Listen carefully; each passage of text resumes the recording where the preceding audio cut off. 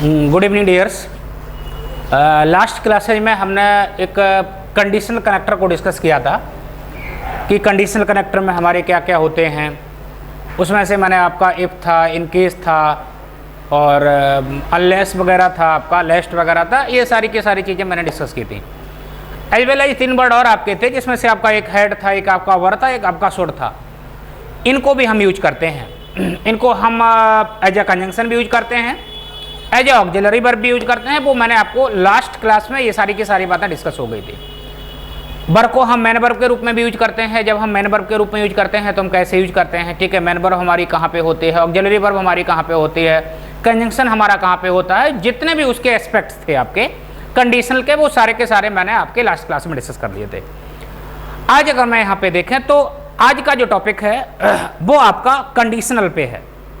Conditionals की, conditionals को अगर हम देखेंगे कि कंडीशनल्स हमारे कितने प्रकार के होते हैं, हम कैसे बनाते हैं कंडीशनल को, ये सारी की सारी चीजें आज हम इस क्लास में सीखेंगे।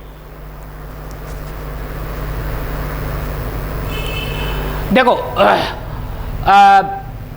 ये कनेक्टर आपके लिए अगर आप देखो तो ये हमारा खत्म होने वाला है।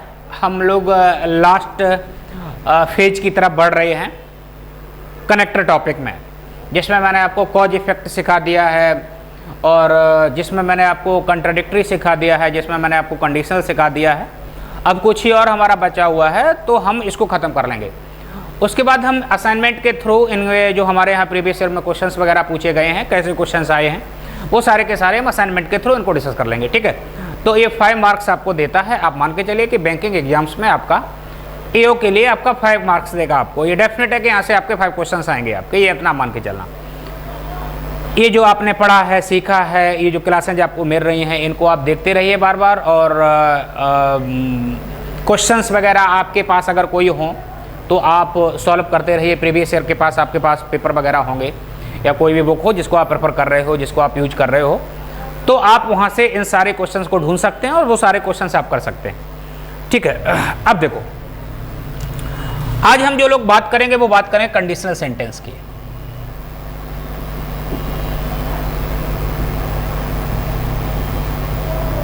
देखो अगर मैं कंडीशनल सेंटेंस को देखें तो डेफिनेटली एक बात तो क्लियर हो गई होगी इसमें कि कंडीशन तो है, सिचुएशन में कंडीशन है। कंडीशन का मतलब अगर मैं आपको बताएं तो यहां पर 2 क्लॉज होंगी आपकी, मतलब 2 वर्ब होंगी। एक ऐसी होगी जो आपकी कंडीशन बताने वाली होगी, एक ऐसी होगी जो आपकी मेन क्लॉज होगी। अगर मान के चलो ये वाला कंडीशन है, ये वाली क्लॉज आपकी कंडीशन है, कम से कम 2 क्लॉज तो होंगी, क्लॉज 1, क्लॉज 2। क्लॉज का मतलब है कि उसमें कम से कम वर्ब होगा, ठीक है, वर्ब शामिल होगा, उसे हम क्लॉज कहते हैं। फाइनाइट वर्ब शामिल होगा, एक फाइनाइट वर्ब आपकी यहां होगी, एक फाइनाइट वर्ब आपकी यहां होगी, ये क्लॉज होगी आपकी। और अगर ये क्लॉज है तो इनको जोड़ने के लिए कंजंक्शन की तो जरूरत पड़ेगी, हमें इतना क्लियर है, ठीक है। अब एक छोटी सी बात अपना और समझना, यहां पर एक आपकी जो क्लॉज होगी वो कंडीशन बता रही होगी, दूसरी जो क्लॉज होगी जो विदाउट कंजंक्शन वाली क्लॉज होगी उसे हम बोलेंगे मेन क्लॉज। इस क्लॉज को अगर हम बोलेंगे तो मेन क्लॉज बोलेंगे, मतलब ये वाली जो क्लॉज है वो आपकी कंडीशनल क्लॉज है। अगर हम इसे बोलें तो कंडीशनल क्लॉज बोलेंगे, ये वाली जो क्लॉज है वो हमारी मेन क्लॉज होगी। अब कंडीशनल क्लॉज मेन क्लॉज को हम पहचानेंगे कैसे, उसमें अपना ध्यान देना कि अगर हमारा कंडीशन वाला कंजंक्शन लगा है, जिस क्लॉज में हमारा कंजंक्शन लगा है, ठीक है, वो हमारी कंडीशनल वाली होगी। और कंडीशनल वाले कंजंक्शन आपके होंगे इफ हो सकता है, अनलेस हो सकता है, अनलेस हो सकता है, इन केस हो सकता है, प्रोवाइडेड हो सकता है, सपोज हो सकता है, सपोजिंग हो सकता है, हेड हो सकता है, कंजंक्शन आपका वर हो सकता है, शुड हो सकता है, कुछ भी हो सकता है आपका वहां पे, राइट। जो कि मैंने आपको कनेक्टर आपको कंडीशनल वाले आपको बताए थे, वो अगर आपको कहीं लिखे हुए मिल जाए किसी भी क्लॉज में तो वो क्लॉज हमारी जो जानी जाएगी वो आपकी कंडीशनल क्लॉज के नाम से जानी जाएगी। अच्छा, दूसरा एक और क्लॉज होगी, उसमें एक और फाइनाइट वर्ब होगी जिसमें कोई कंजंक्शन नहीं होगा। जिसमें कोई कंजंक्शन नहीं होगा तो उस क्लॉज को अगर मैं जानेंगे तो मेन क्लॉज के नाम से जानेंगे, ठीक है।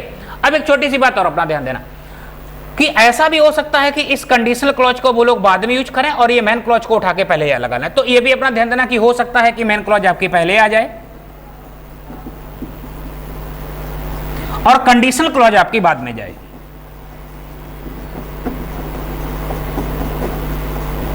तो ये भी अपना ध्यान देना कि ऐसा जरूरी नहीं कि हमेशा आपका कंडीशनल क्लॉज पहले ही आए और मेन क्लॉज आपका बाद जाए, इट इज नॉट नेसेसरी, ये कोई जरूरी नहीं है ना, कहीं कोई मस्ट है। यहाँ पे हो सकता है कि आपकी कंडीशन क्लॉज पहले आए, मेन क्लॉज बाद में जाए, या फिर ऐसा भी हो सकता है कि मेन क्लॉज पहले आ जाए और कंडीशन क्लॉज आपकी बाद में जाए। ठीक है, दोनों कंडीशंस आपकी पॉसिबल हैं, ये अपना ध्यान देना।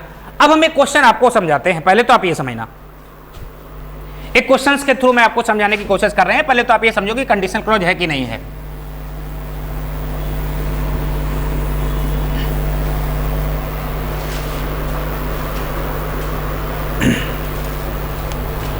जैसे एक सेंटेंस है, if he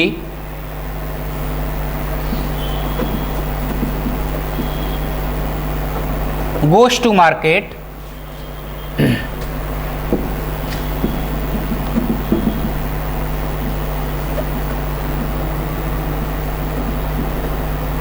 he will buy a pen। एक स्टेटमेंट हमारा ही है। अब देखो, अगर मैं यहां पे देखें तो एक हमारा ये फाइनाइट वर्ब है, एक हमारा ये फाइनाइट वर्ब है, दो फाइनाइट वर्ब है। अच्छा, फाइनाइट वर्ब के बारे में मैंने आपको बताया था कि फाइनाइट वर्ब क्या होती है, लेकिन फिर भी मैं आपको बता देता हूं, जिसमें हमारा वर्ब का फर्स्ट फॉर्म हो, सेकेंड फॉर्म हो, वर्ब का third form with auxiliary and verb का आईएनजी फॉर्म विद ऑक्सिलरी। ये अगर मुझे मिल रहा है तो फिर हमारा फाइनाइट वर्ब होती है। इनको अगर मैं देखें तो ये फाइनाइट वर्ब है हमारी। ये हमारा, अगर ये हमारा वर्ब का फॉर्म मिल रहा है, चाहे तो हमें वर्ब का फर्स्ट फॉर्म मिले, एस वाला भी हो सकता है, विदाउट एस वाला भी हो सकता है। सिंगुलर होगा तो एस आपका लगा होगा, अगर प्लूरल होगा तो एस नहीं लगा होगा। वर्ब की सेकंड फॉर्म मिल सकती है, अगर वर्ब की सेकंड फॉर्म है तो वो भी हमारा फाइनाइट वर्ब है। ऑक्सिलरी वर्ब के साथ वर्ब का थर्ड फॉर्म डाला जाएगा तो वो भी हमारा फाइनाइट वर्ब है। एज वेल एज आपका ऑक्सिलरी वर्ब के साथ आईएनजी फॉर्म डाल रहा है तो वो भी हमारा फाइनाइट वर्ब है। ये अगर हमें मिल रहे हैं तो फाइनाइट वर्ब है। देखो आप, अगर आप देखो तो वर्ब फर्स्ट फॉर्म क्या हुआ है,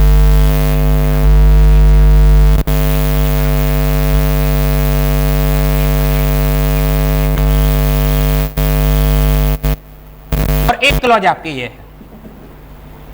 ये क्लॉज अगर मैं देखा तो बड़ा आसानी से पहचान ली, ये क्लॉज हमारी मेन क्लॉज है, क्योंकि इसमें कोई कंजंक्शन है ही नहीं, देयर इज नो कंजंक्शन। यहां पर अगर कोई कंजंक्शन नहीं है तो इस क्लॉज को अगर मैं बोलेंगे तो हम बोलेंगे मेन क्लॉज। इस क्लॉज को अगर मैं बोलेंगे तो मेन क्लॉज बोलेंगे।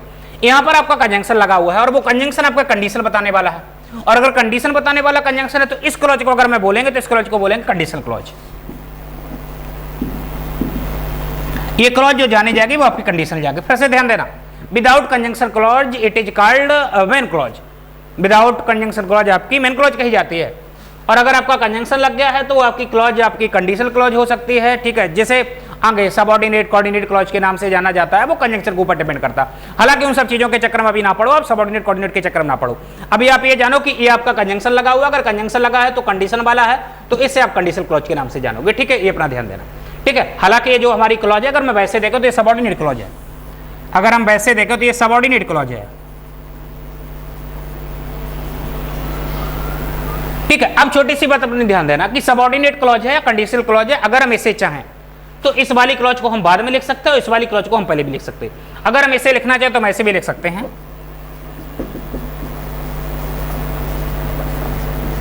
ही will buy a pen if he goes to market. ये दोनों ही सही। अब देखो, ये वाली मेन क्लॉज हमारी पहले आ गई और ये वाली हमारी इफ क्लॉज हमारी बाद में चली गई, या कंडीशनल क्लॉज।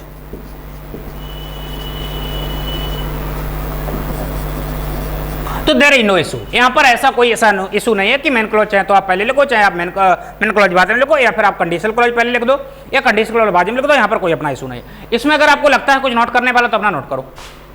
इसमें अगर आपको कुछ लग रहा है कि नोट करने वाला है तो अपना नोट करो, उसके बाद हम लोग आगे बढ़ते हैं। उसके बाद आगे बढ़ते हैं।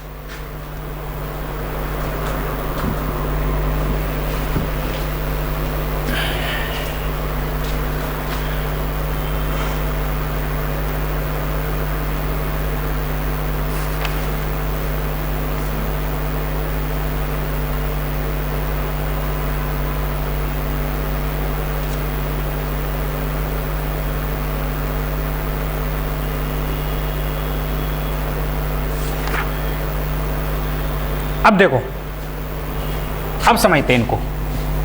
एक सेंटेंस आपका यही लिखा है,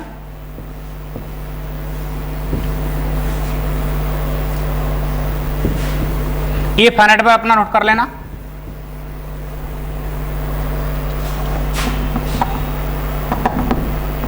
देखो यहां पर 3 कंडीशन हमारी बनेगी। एक कंडीशन आपकी ये है, दूसरी कंडीशन ये है।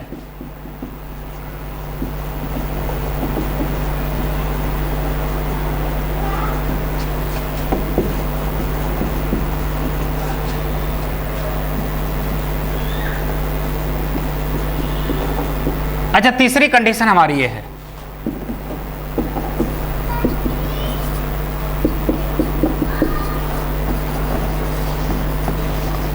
if he had gone to market,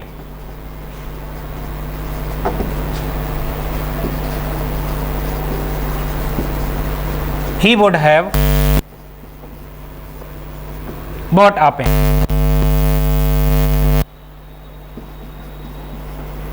ये तीसरी कंडीशन है, ठीक है। अब एक बात समझना यहां पे, अगर हम इन तीनों कंडीशन में देखें तो मुझे डिफरेंस समझ में आ रहा होगा। इनके टेंसेज में भी डिफरेंस होगा, सेल्स वगैरह भी बदला गया होगा, तीनों में अपना डिफरेंस होगा। अब ऐसा क्या होता है वो हम समझ लेते। अगर मैं यहाँ देखें तो यहाँ पर आपका गोज है, और अगर मैं देखें यहाँ पर आपका बिल सेल के साथ आपका वो लगा हुआ है, यहाँ पर आपका वेंट है, और यहाँ पर आपका वुड है। वुड के साथ आपका, सॉरी वुड, बॉट ना करना, बाई करना। तीसरा आपका हेड प्लस थर्ड फॉर्म है, और इधर आपका वुड है के साथ थर्ड फॉर्म लगाइए।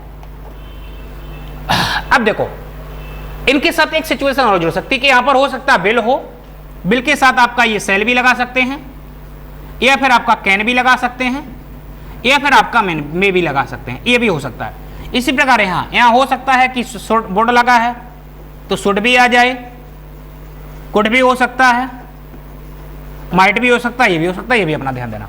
तीसरी कंडीशन ये, अगर यहां पर भी आपका बोर्ड लगा है तो ध्यान देना शुड हो सकता है, कुड हो सकता है, या फिर आपका माइट हो सकता है। ये कंडीशंस यहां पे हो सकती है। अब देखो होता क्या है, ये वाला जो स्टेटमेंट अगर मैं देखें तो इसका इफेक्टिव टाइम जो होगा वो फ्यूचर का है, इसका इफेक्टिव टाइम जो है वो फ्यूचर का है। अच्छा, कंडीशन लगा हुआ है, हम इमेजिन कर रहे हैं। हम अगर मैं देखें तो एक फ्यूचर के बारे में प्रोस्पेक्टिव करके मैं बता रहा हूं कि फ्यूचर में ये हो सकता है कि पॉसिबल हो जाए। फ्यूचर के बारे में अगर मैं चीजों को प्रोस्पेक्ट करते हैं, फ्यूचर के बारे में अगर मैं चीजों को सोच के बोलते हैं कि ये काम हो जाएगा, ठीक है, कंडीशन लगा के, तो फिर मैं वो हमारा कंडीशन जो कहलाता है वो हमारी पहली कंडीशन होती है। अगर मैं इसे देखें तो ये एक ऐसा होता है जो इमेजिनरी सिचुएशन है, और इमेजिनरी कहां का है, वो फ्यूचर का है आपका। ये वाला जो इमेजिनरी है वो आपका फ्यूचर का है, कंडीशन लगी हुई है, ठीक है। मतलब अगर मैं सीधे शब्दों में कहें तो ये, अगर मैं देखूं तो ये ओपन कंडीशन है। दूसरे शब्दों में अगर मैं कहें तो आप इमेजिनरी ना लिखो, ये ओपन कंडीशन है। ओपन का मतलब है कि या तो ये रियल है या रियल होने के चांस हैं। फ्यूचर में पता नहीं, हो सकता है रियल हो जाए, या तो ये रियल है या रियल होने के चांस हैं, या तो ये सही है या सही होने के चांस हैं कि यदि वो मार्केट जाएगा तो फिर वो अपना एक पेन खरीदेगा, राइट। तो हो सकता है कि वो मार्केट जाए और अपना पेन खरीदे। ये बात हमारी एक फ्यूचर की हो गई। और अगर बात फ्यूचर की होगी तो ध्यान देना कि इस केस में हम ये वाला आपका, ये वाला केस अपना वर्ब का फर्स्ट फॉर्म ही डालेंगे। वर्ब अगर नॉट लगा है तो हम डू डज के साथ नॉट लगा लेंगे, और यहां पर आपका बिल है, कैन है, ये आपका यूज होगा मेन क्लॉज। अगर मैं देखूं तो ये वाला, ये जितनी भी क्लॉज आपकी लिखी है सारी की सारी मेन क्लॉज हैं, और ये जितनी आपकी लिखी है सारी की सारी आपकी कंडीशनल क्लॉज हैं, कंडीशन वाली, ठीक है। तो अब ध्यान देना कि अगर बात हमारी फ्यूचर को लेके होगी, फ्यूचर के बारे में हम कह रहे होंगे कि ये काम ऐसा होगा, तो ये वाला जो होगा वो हमारा प्रेजेंट में बनेगा, और ये वाला जो होगा वो हमारा बिल सेल या कैन या मे के साथ बनेगा, और मिन के सबके साथ आपका वर्ब का फर्स्ट फॉर्म चला जाता है जो कि आपका लगा हुआ है, ठीक है। बट एक चीज अपना ध्यान देना, ये ऐसी कंडीशन है जो या तो रियल है या रियल होने के चांस है, ये अपना ध्यान देना। दूसरी अगर मैं देखा तो ये हमारा सेकंड फॉर्म लगा है, और फिर मैंने यहाँ पे बोर्ड लगा लिया है, शोड लगा लिया है, कोड लगा लिया है, माइट लगा लिया, ये मैंने लगा लिया, इनमें से कोई भी आ सकता है। अगर मैं ये देखें तो ये एक इमेजिनरी सिचुएशन है, इमेजिनरी, हम इमेजिन कर रहे हैं खड़े खड़े, राइट। और वो इमेजिनेशन हमारा हो कहां रहा है, ये इमेजिनेशन हमारा प्रेजेंट में हो रहा है, इमेजिनेशन हमारा प्रेजेंट में हो रहा है। अब देखो एक छोटी सी बात अपना समझना, ये मैंने वेंट लगाया और यहां पर मैंने बोर्ड शोड या कोड माइट लगा हुआ था। अब ऐसा ना समझना ये इमेजिनेशन पास्ट का है, नो, ये इमेजिनेशन आपका प्रेजेंट का है। हम प्रेजेंट में खड़े होकर किसी भी चीज को इमेजिनेशन कर रहे हैं तो हमारा प्रेजेंट का है। अब अगर यहां पर बेल लगा है, सेल लगा है, कैन लगा, और अगर यहां पर ये प्रेजेंट का है तो आप इसे अब प्रेजेंट ना मानना, इसका जो टाइम होगा वो फ्यूचर का है, और इसका जो टाइम है वो प्रेजेंट का है। तीसरी कंडीशन अगर मैं देखें, तीसरी कंडीशन है हमारी इफ ही हैड गॉन, यहां पर आपका हेड के साथ थर्ड फॉर्म लगा हुआ, ठीक है, और अगर यहां हेड के साथ थर्ड फॉर्म लगा हुआ तो आगे हमने वुड हैव शुड हैव के साथ वर्ब का थर्ड फॉर्म डाला। ये एक ऐसी है जो पास्ट की कंडीशन है और अनफुलफिल्ड है, पास्ट की कंडीशन है जो पूरी नहीं हुई है, उसके बारे में मैं कह रहा हूं। अगर मैं देखूं तो एक आपका पास्ट का है और पास्ट का आपका अनफुलफिल्ड है, अनफुलफिल्ड का मतलब है कि पास्ट का कोई इवेंट है जो कंप्लीट नहीं हुआ था, उसके बारे में कह रहा हूं कि मैं कह रहा हूं कि यदि मार्केट जाता तो एक पेन खरीदता, मतलब ना तो अंडरस्टैंड मीनिंग यही है कि ना तो वो मार्केट गया और ना ही उसने पेन खरीदा, पास्ट का इवेंट था, पास्ट में खत्म हो गया, आगे सही होने के उसके कोई चांस भी नहीं है, ठीक है। तो एक बार मैं फिर से आपके सामने रिपीट करता हूं, ये वाला जो स्टेटमेंट लिखा हुआ है ये आपका फ्यूचर का है, फ्यूचर के बारे में बोल रहे हैं कि अगर ये फ्यूचर में है तो ये काम हो सकता है आपका, फ्यूचर के बारे में प्रोस्पेक्टिव में कर रहा हूं वहां पे, ठीक है। और अगर ये फ्यूचर में होगा तो ये मेन क्लॉज आपकी विल है, सेल है, कैन है, मे है, उसमें बनेगी। और कंडीशन वाली जो होगी जहां आपका इफ लगा, कंजंक्शन आपका लगा होगा, वो आपकी प्रेजेंट में बनेगी, मतलब प्रेजेंट का मतलब वर्ब का फर्स्ट फॉर्म लगाएंगे तो हम डू या डज के साथ नोट लगा लेंगे, ठीक है, ये बात। तीसरी कंडीशन ये होगी कि दूसरी कंडीशन ये होगी कि ये जो इमेजिनेशन है हमारा, ये प्रेजेंट का इमेजिनेशन है, प्रेजेंट का इमेजिनेशन है, और अगर ये प्रेजेंट का इमेजिनेशन होगा तो इफ क्लॉज है वो तो हमारी सेकंड फॉर्म में जाएगी, और जो मेन क्लॉज है वो हमारी वुड में, शुड में, कुड में या माइट में होगी, ये अपना ध्यान देना, ठीक है। बट ये ध्यान देना इसका जो इफेक्टिव टाइम है वो प्रेजेंट है, इसका इफेक्टिव टाइम फ्यूचर था, इसका इफेक्टिव टाइम प्रेजेंट है। इन चीजों से ना देखना, अगर ये पास्ट में आपको मिल गए तो ऐसा ना कहना कि इसका इफेक्टिव टाइम पास्ट है, नॉट, इसका इफेक्टिव टाइम पास्ट नहीं है, इसका इफेक्टिव टाइम प्रेजेंट है। और तीसरी कंडीशन है हमारी हेड गॉन, हेड के साथ थर्ड फॉर्म लगा लिया और आगे हमने वुड हैव, शुड हैव के साथ वर्ब का थर्ड फॉर्म डाल दिया। ये एक ऐसी कंडीशन है जो पास्ट और अनफुलफिल्ड है, पास्ट की इवेंट है जो हमारा कंप्लीट हुआ, और अगर पास्ट की कंडीशन है उसके बारे में अगर मैं कुछ बोल रहे हैं तो आएगी, और आगे वाली कंडीशन हमारी would have, should have, might के साथ आपका थर्ड फॉर्म बनेगा, ठीक है। तो ये अपना ध्यान देना, ये हमारी कुछ कंडीशन क्लॉज थी, तीनों कंडीशंस थी, इनको अपना ध्यान देना। अब देखो ऐसा नहीं कि इसके साथ हमेशा यही आए, वुड हैव भी आए, अगर आपका हेड प्लस थर्ड फॉर्म मिल जाए तो वुड हैव भी आए, ऐसा कोई जरूरी नहीं है। आगे इसके कुछ यूजेज हैं, उनको जब हम सीखेंगे तो वहां पर इन चीजों को बताएंगे। अच्छा, ऐसा भी नहीं है कि सेकंड फॉर्म के साथ यहां पर आपका वुड हैव भी आए, अच्छा ऐसा भी नहीं वर्ब का फर्स्ट फॉर्म है तो आगे आपका सेल है, ऐसा नहीं, ऐसा भी हो सकता है कि इसके साथ ये आ जाए, इसके साथ ये आ जाए, ऐसा भी हो सकता है कि इसके साथ ये क्लॉज डाल दी जाए, इसके साथ ये क्लॉज, मतलब कुछ भी हो सकता है उल्टा सीधा, वो डिपेंड करेगा टाइम के ऊपर, हम जहां पर टाइम लगाएंगे वहां पर सिचुएशन हमारी उसी टाइम के अकॉर्डिंग बदलेगी। अगर ये प्रेजेंट का है और मैंने यहां पर अगर प्रेजेंट डाल दिया है तो प्रेजेंट के लिए फिर हमको मेन क्लॉज इसमें बनानी पड़ेगी वुड हैव में, और अगर पास्ट का है और इफ क्लॉज हमें बनानी है तो पास्ट की क्लॉज तो हमारी इसमें बनेगी, इफ क्लॉज। तो ये सारी चीजें आपकी टाइम के अकॉर्डिंग सेट होंगी। आगे जब हम आपको टाइम से रिलेटेड करेंगे तो वहां पर आपको करेंगे। अभी मैंने केवल 3 कंडीशन आपको बताई हैं, जो कि हमारी कंडीशन में 3 कंडीशन होती हैं, वो की आपके सामने है, इनको अपना नोट करो।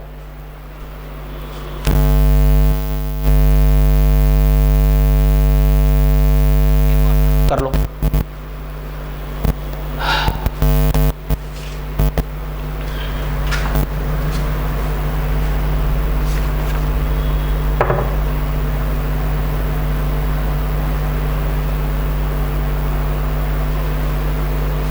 अब देखो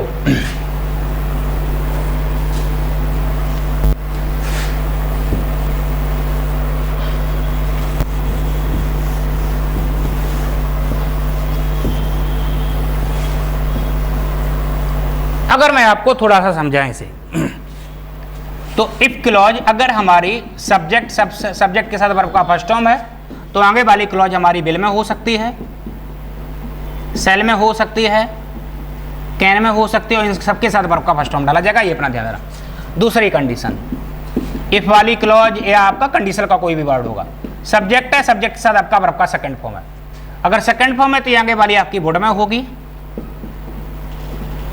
शुड में हो सकती है,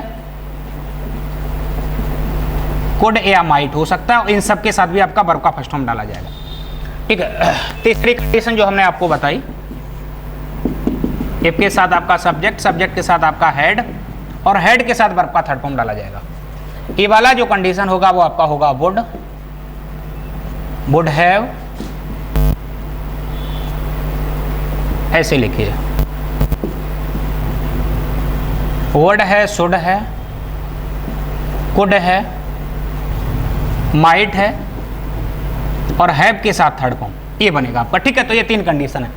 ये वाला जो है हमारा फ्यूचर के लिए है, ये वाला हमारा प्रेजेंट के लिए है और ये वाला हमारा पास्ट का है। ये इमेजिनेशन है हमारा प्रेजेंट में, ये पास्ट की अनफुलफिल्ड है और ये फ्यूचर के लिए मैं कह रहे हैं कि ये काम हो सकता है, अपना ये अपना ध्यान देना, ठीक है। अब देखो यहाँ पे ये 3 कंडीशंस अपनी ध्यान देना। इसके अलावा इसमें कैसे क्वेश्चंस बनते हैं वो हम आपको बताते हैं।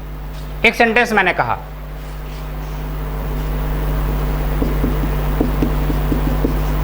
If he got a few marks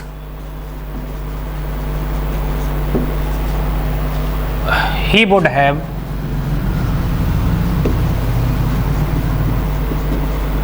passed। एक स्टेटमेंट हमारा आई है, ऐसे अपना देखो क्या गलती बनेगी इसमें, कैसे करेक्शन होगा, इसे एक बार अपना टैकल करके देखो ये कैसे करेक्ट होगा। अब देखो अगर मैं यहाँ पे देखें तो ये इफ क्लॉज है हमारा जो कि सेकंड फॉर्म है, ये मेन क्लॉज है हमारा बोर्ड है में बना हुआ है, ठीक है ना। तो इसके साथ कोई टाइम जुड़ा हुआ है ना इसके साथ अपना कोई टाइम जुड़ा हुआ, कोई टाइम का कोई वर्ड जुड़ा हुआ नहीं। अगर टाइम का कोई वर्ड नहीं जुड़ा है तो फिर मैं ऐसे ही सेट करूंगा। अब देखो ध्यान देना, अगर ये वाला कंडीशन हमारा बोर्ड है में लगा तो ये वाला स्टेटमेंट हमारा पास्ट का है, ये पास्ट के अनफुलफिल्ड है कि मतलब he would past, he would have past, वो पास हो जाता है। इसका मतलब वो पास नहीं हुआ, इसका मतलब वो पास नहीं हुआ है, पास्ट का है। और अगर पास्ट का है तो हम एक काम कर रहे थे इसको भी पास्ट का बनाते हैं। इफ क्लॉज को पास्ट बनाने के लिए हमको क्या लगाना पड़ेगा, हेड के साथ थर्ड फॉर्म लगाना पड़ेगा। तो हम एक काम करते हैं यहाँ पर हम हेड लगा दें और गॉट हमारा थर्ड फॉर्म का काम कर जाएगा, फिर हो जाएगा if he had got a few marks comma he would have past. अब ये स्टेटमेंट हमारा करेक्ट होगा, ठीक है। तो ये अपना नोट करो, ये अपना नोट करो, ये सेंटेंस सही होगा।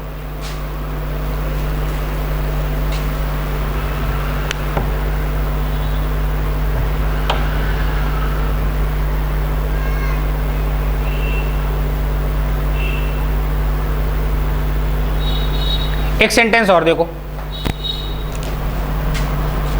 एक सेंटेंस है इफ ही हैड बिकम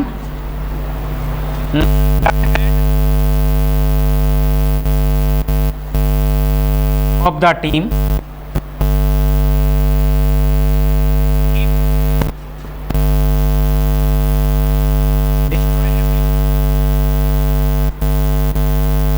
एक स्टेटमेंट ट्राई करो, he had become the head of the team he would destroy, हमारा ये है, इसे ट्राई कीजिए।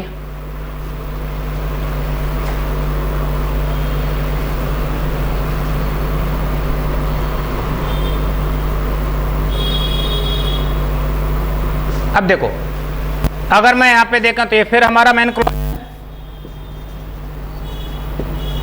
ये वाला हमारा कंडीशनल क्लॉज है, ये वाला हमारा बोर्ड के साथ आपका बेस फॉर्म लगा हुआ है, ये दूसरी कंडीशन है। और यहाँ पर आपका हेड के साथ थर्ड फॉर्म लगा दिया, ठीक है। बट ना तो इसमें कोई टाइम का पॉइंट लगा हुआ है ना इसमें कोई टाइम का पॉइंट। अगर इसमें कोई टाइम का पॉइंट है दोनों में नहीं है तो अगर ये आपका बोर्ड प्लस बेस फॉर्म में है तो ध्यान देना, तो फिर ये वाली जो दूसरी कंडीशन है आपकी सब्जेक्ट प्लस सेकंड फॉर्म में बनेगी। आप हेड हटाओ और हेड हटा के बिकेम यूज करो, इतना लिखो if he became the head of the team, ठीक है, ऐसा लिखो। अब ये बात हमारी जो बनेगी वो सेकंड वाली हो जाएगी, प्रेजेंट का मीनिंग बन जाएगा, ठीक है। तो ये हमारा ऐसे सही होगा, ये भी अपना नोट करो।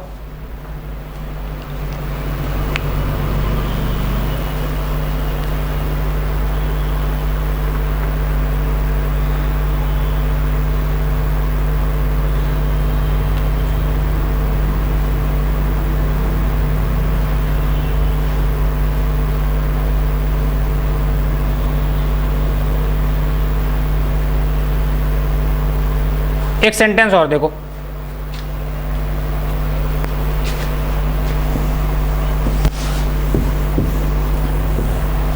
Third number,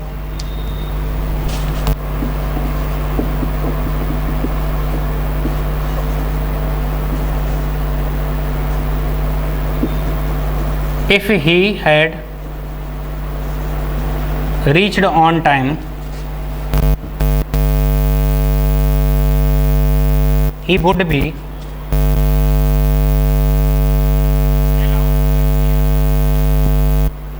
allowed to appear in the show। इसे देखो ऐसे देखो,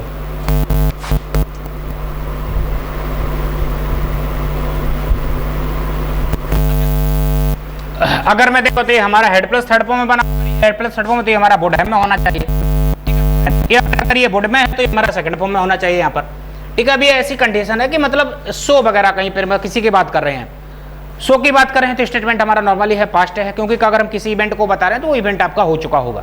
ये बात अगर हमारी पास्ट की है तो फिर इसको पास्ट में ही बनाना पड़ेगा। पास्ट में बनाने के लिए तो आपका हेड प्लस थर्ड फॉर्म चल जाएगा, लेकिन यहाँ पर भी आपको पास्ट बनाना पड़ेगा, बोर्ड हैव लगाना पड़ेगा, ठीक है। तो हम एक काम करते हैं, यहाँ पर बोर्ड के साथ एक बार आप देखो क्या बोर्ड हैव अलाउड लगा के सही हो जाएगा, बोर्ड हैव अलाउड लगा के सही होगा, ठीक है। तो अभी भी सही नहीं हुआ, अब गलत हो गया, अभी भी गलत है। मालूम गलत क्यों है? क्योंकि फिर इस वर्ब का पैसे बनाया जाएगा। अलाउड ये ही नहीं करेगा, अलाउ करने के लिए नॉट डूअर है,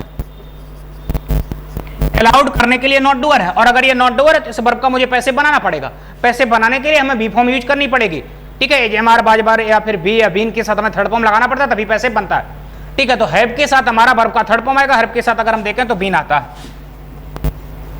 हैव के साथ हमें बीन डालना पड़ेगा तब इसका पैसे बनेगा। अब ये जो स्टेटमेंट हमारा करेक्ट होगा वो होगा he would have been allowed to appear in the show, ठीक है। तो अब ये स्टेटमेंट हमारा करेक्ट होगा, ये भी अपना ध्यान देना। तो ये तीन कंडीशन थी आपकी जो मैंने आपको कंडीशन क्लॉज में बताई हैं, और ये बिना बिना आपकी टाइम से जुड़ी हुई कंडीशन थी। ये कंडीशन से जब टाइम से जुड़ेंगी तो इनके साथ सिचुएशन बदलेगी भी, ठीक है। वो हम आगे वाले जब क्लासेस जाएंगी तो वहां पर हम सीख लेंगे कि कैसे हम टाइम से जोड़ते हैं, तब इनकी कैसे सिचुएशन बदलती है, ठीक है। तो ये अपना ध्यान देना, ये अपना रिवाइज करना, और जो आपको सीट वगैरह मिले उसको अपना देखना, ठीक है। तो फिर आज हम क्लास को यहीं पे ओवर करते हैं, नेक्स्ट टाइम पे मिलते हैं, ठीक है। तो फिर आज के लिए बाय, थैंक्स एवरीबॉडी।